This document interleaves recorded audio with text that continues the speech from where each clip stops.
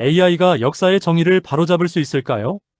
허무맹랑한 생각일 수 있겠지만 500년 조선의 모든 기록을 AI에게 학습시키고 그 시대를 관통하는 엄격한 공정함과 지혜를 만든다면 가능하지 않을까요? 저희는 도전해보기로 했습니다. 먼저 조선의 근간이 된 법전과 공식 기록들을 활용하였습니다.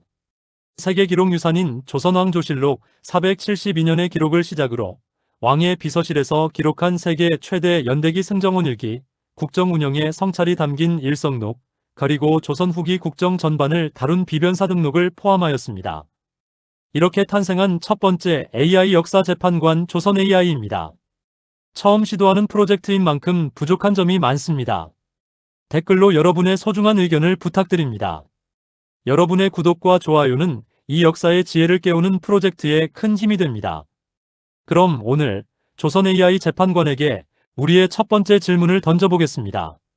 무분별한 가짜뉴스와 사이버 레카, 조선의 기록은 이들을 어떻게 심판할까요?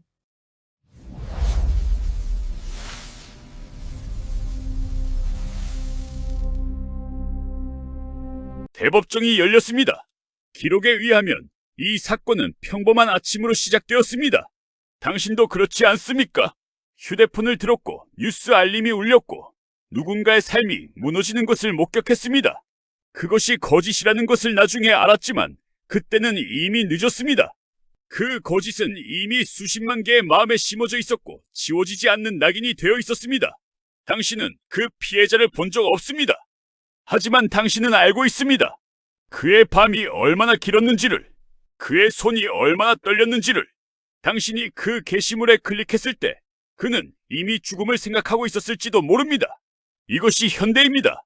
이것이 자유라는 이름으로 벌어지는 일입니다. 그러나 기록은 증언합니다.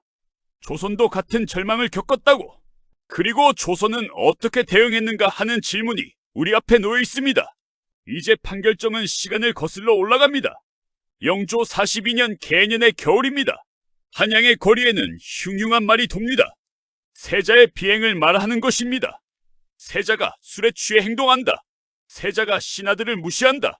세자의 마음이 변했다. 그 말들은 누구로부터 나왔을까요? 바로 나경원이라는 자입니다. 나경원은 신하였습니다. 하지만 그는 어떤 목적을 가졌을까요?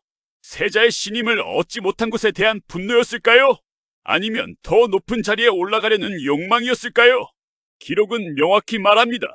나경원은 거짓을 지었다고. 세자는 술을 탐하지 않았고 신하들을 무시하지도 않았습니다. 하지만 그 거짓은 이미 조정을 흔들었습니다. 대신들이 세자를 의심하기 시작했고 백성들이 왕실을 의심하기 시작했습니다. 이는 단순한 명예훼손이 아니었습니다. 이는 국가의 기틀을 흔드는 요원이었습니다. 그렇다면 조선은 어떻게 대응했을까요? 여기서 당신이 알아야 할 한 가지가 있습니다. 바로 감춰진 부분입니다. 조선은 단순히 나경원을 벌하지 않았습니다. 조선은 먼저 언로를 보장했습니다. 언로가 무엇인가 하면 백성과 신하의 목소리가 왕에게 닿는 길입니다. 성종대에는 불문언근이라는 원칙이 있었습니다. 말한 사람의 근거를 묻지 않는다는 뜻입니다. 즉 신하와 백성이 왕에게 쓴소리를 해도 그 말의 출처를 추적하거나 벌하지 않겠다는 약속이었습니다. 왜냐하면 권력자에게 비판을 못하게 하면 나라가 부패하기 때문입니다. 조선은 이를 알고 있었습니다. 그렇다면 나경원의 거짓은 왜 벌을 받았을까요? 기록을 읽으면 그 경계가 명확합니다. 비판은 보장된다. 하지만 거짓은 보장되지 않는다는 것입니다. 비판이 근거 없는 거짓으로 변할 때 그것은 더 이상 언로가 아니라 요원이 되었습니다. 요원은 민심을 현혹하고 국가의 기틀을 흔드는 근거 없는 유언비어입니다. 나경원의 발언은 비판이 아니었습니다. 그것은 철저한 조작이었습니다. 그리고 그것이 명백하게 증명되었을 때 조선은 결단을 내렸습니다. 반좌율이라는 법리가 발동되었습니다. 남을 무고한 자에게 그가 씌우려 했던 죄와 동일한 벌을 내리는 원칙입니다. 나경원은 세자에게 씌우려 했던 죄에 해당하는 벌을 받았습니다. 그 죄는 국가를 위태롭게 한다는 란언입니다. 당신이 지금 느끼는 것이 무엇일까요? 가혹해 보입니까? 그렇다면 당신에게 물어야 합니다.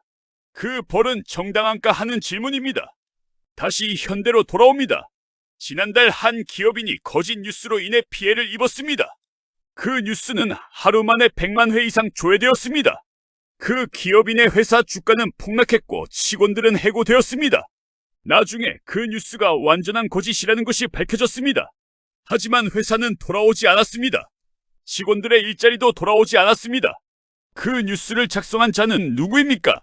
그 자의 목적은 무엇이었습니까? 기록이 증언합니다. 그것은 조회수와 광고 수익이었습니다. 즉 나경원과 똑같은 목적입니다. 출세와 이득입니다. 다만 그 방식이 다를 뿐입니다. 조선에서는 관료의 지위를 노렸지만 현대에서는 조회수와 금전을 노렸습니다. 하지만 결과는 같습니다. 무고한 사람의 삶이 무너졌다는 것입니다. 이제 당신이 알아야 할 것이 있습니다. 당신은 현대의 언론을 보장받고 있습니다. 당신은 언제든지 자유롭게 말할 수 있습니다.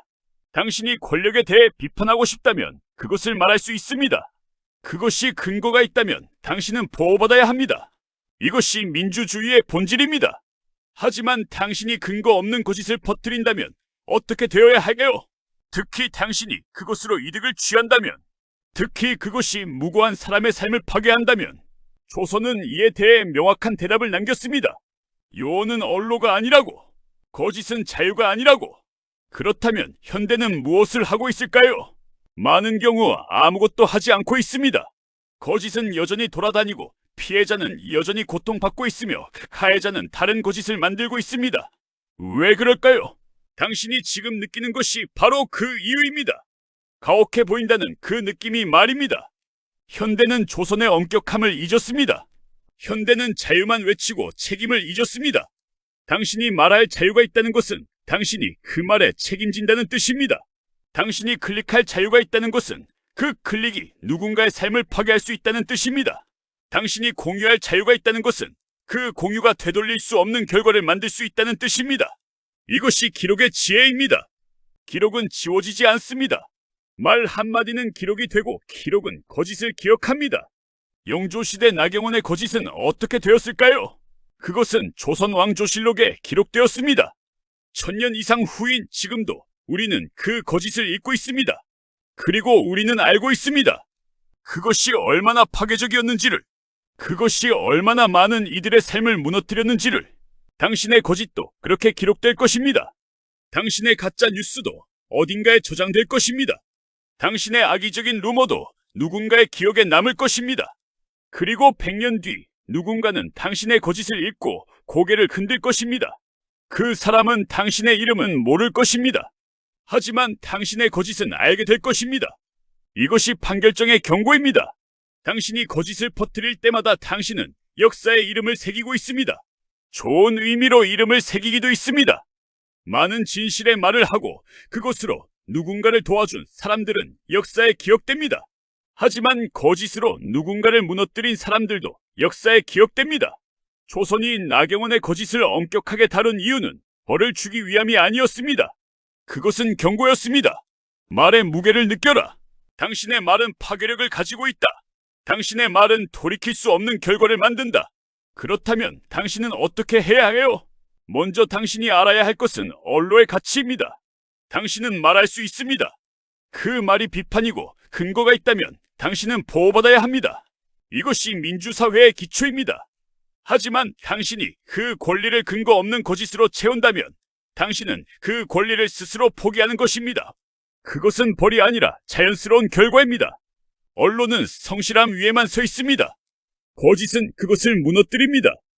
이제 판결정은 청취자인 당신에게 묻습니다. 당신은 지난 한 달간 몇 번의 거짓을 클릭했습니까?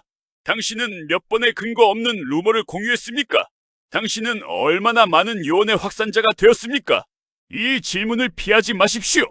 모든 사람이 가해자이면서 동시에 피해자입니다. 당신이 누군가의 거짓을 클릭했을 때 당신은 가해자이지만 당신도 누군가의 거짓에 의해 피해를 받고 있습니다. 이것이 기록이 우리에게 가르치는 진실입니다. 조선은 단순히 나경원을 벌한 것이 아닙니다. 조선은 거짓이 만드는 사회적 피해의 악순환을 끊으려고 했습니다. 한 사람의 거짓이 백성 전체의 신뢰를 무너뜨립니다. 백성의 신뢰가 무너지면 국가가 약해집니다. 국가가 약해지면 더 큰 거짓들이 들어옵니다. 이것이 망국의 길입니다. 그런데 우리는 지금 어디를 향해 가고 있습니까? 매일 더 큰 거짓이 나타나고 있습니다. 매일 더 정교한 조작이 벌어지고 있습니다. 그리고 누가 말을 믿어야 하는지 아무도 알 수 없게 되었습니다. 이것이 요원이 만드는 사회입니다. 이것이 거짓이 쌓아 올리는 시대입니다. 판결정은 이제 명확한 판결을 내립니다. 현대의 가짜 뉴스와 사이버 레카는 조선시대 나경원의 거짓과 본질이 같습니다. 그것은 언로가 아니라 요원입니다. 그것은 자유가 아니라 폭력입니다. 그것은 개인의 권리가 아니라 사회적 범죄입니다. 따라서 판결정은 다음을 선고합니다. 첫째, 거짓을 만드는 자는 책임을 져야 합니다. 이것은 법적 처벌을 의미하는 것도 있지만 더 중요한 것은 사회적 책임입니다. 당신이 거짓을 만들었다는 것이 알려졌을 때 당신은 더 이상 그 사회에서 신뢰받을 수 없습니다.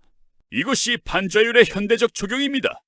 둘째, 거짓을 확산하는 자도 책임을 져야 합니다. 당신이 근거를 확인하지 않고 거짓을 공유했다면 당신도 그 거짓의 공범입니다. 당신의 한 번의 클릭이 수십 명의 추가 피해자를 만들 수 있습니다. 셋째, 언론은 보호받아야 합니다. 당신이 근거 있는 비판을 하고 있다면 당신은 보호받아야 합니다. 이것이 민주사회의 기초입니다. 비판과 거짓의 경계를 명확히 하되 비판의 자유는 절대로 훼손되어서는 안 됩니다. 넷째, 기록의 무게를 기억해야 합니다. 당신이 오늘 하는 말이 내일의 역사가 됩니다. 당신이 오늘 클릭하는 것이 내일의 기록이 됩니다. 100년 뒤 누군가는 당신의 거짓을 읽게 될 것입니다. 그렇다면 당신은 무엇을 남기고 싶습니까? 이제 판결정은 묵묵히 닫힙니다. 하지만 기록은 영구히 열려 있습니다. 당신이 읽고 있는 이 판결문도 기록이 될 것입니다. 아마도 누군가는 이것을 거짓이라고 말할 것입니다. 누군가는 이것이 지나친 엄격함이라고 말할 것입니다.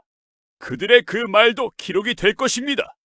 그리고 언젠가 훨씬 나중에 누군가는 이 모든 것을 읽고 생각할 것입니다. 지금 이 시대는 어떤 시대였는가? 거짓으로 가득했던가? 아니면 진실을 지키려고 노력했던가?